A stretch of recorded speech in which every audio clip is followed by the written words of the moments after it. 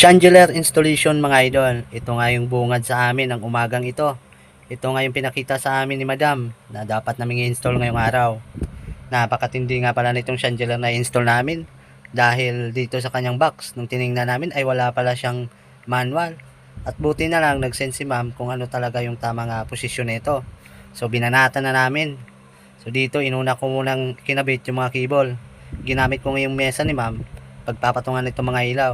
Hindi ko naman pwedeng ikasa to dito sa baba tapos sabay angat. Kawawa naman yung kasama ko kasi medyo mabigat tong chandelier na to. So ang ginawa ko dahil maiksi lang, ganito na ginawa ko dahil mahaba naman yung mga wire niya abot doon sa kanyang pinaka bracket. So dito wiring muna ang ginawa ko mga idol. Tinap ko muna ang lahat. Ang problema dyan, nagkamali ako sa isang ilaw, nagkaroon ng problema kasi nabaliktad ko yung kanyang wiring. Ito palang ilaw na to ay sinusunod pala nito is coral coding. Kung saan nakatap yung white, dapat white lahat. Yung white na may red, dapat doon din lahat. Ay yung isa ay nabaliktad ko, kaya pag pinindot mo ay hindi sumasabay sa kulay. Halimbawa, white ang una mong pindot, yung isa naman is nagwa-warm, tapos yung tatlo ay nagwa-white. So, yan, nasolusyon na naman. Kailangan ko lang baklasin ulit yung wiring. So dito, ang mahirap dito sa installation ng chandelier na to is yung pagpasok nitong pinaka ring niya sa gitna, itong dalawang ilaw, no? So nakita niyo naman doon sa picture kanina kung ano yung kanyang posisyon, no? So dito kami nahirapan ng kasama ko, buti na lang yung kasama ko medyo matalino kasi naguguluhan na ako. Yung unang ring na ipasok ko dito sa pangalawa, para talaga sa kanya, no? Talaga yung ano nito, yung mindset nitong kasama ko eh. So sabi niya ipasok daw muna namin para yung wire tutuon doon sa pagbabagsakan ng kanyang pinaka cable na siyang kumakapit sa kanya.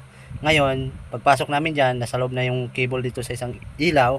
Ito namang pinaka sukutan niya, saka na naman namin ipasok, papunta namang ibabaw, no? So ang pasok namin mula sa ibabaw papuntang baba, tapos balik na naman papuntang taas, no? So ganyan kahirap tong chandelier na ini-install namin ngayon, grabe. So ang napaka-komplikado pa dito is crystal tong palibot sa kanya. Then yung kanyang pinaka bracket is stainless. Sinubukan na namin. Hindi pa total ito final kasi marami pang mga wire na kausli dyan. Chinek ko muna bakit ganito yung alignment niya. So hindi talaga siya ma-align at matuwid kasi babangga siya sa cable ng gitna, no? Kasi dalawa yung kapit dito sa kabila, tapos isa sa gitna, no? So dito, ito na yung wiring na sinabi ko sa inyo na nagkamali ako. Ito yung wire ng panghuling ring na sinet up namin na nahirapan kami. So, no choice. Kasi, dapat may tama natin yung ating pagkakamali. Gawin natin talagang tama, no? So, eto, okay na. Naipagpalit ko na siya mga idol. Naipagsabay na lahat ng kulay. So, may coding to na sinusunod. Yan yung babantayan yung mga idol sa kanyang wiring. So, yung kasama ko yung taga-pindot dito.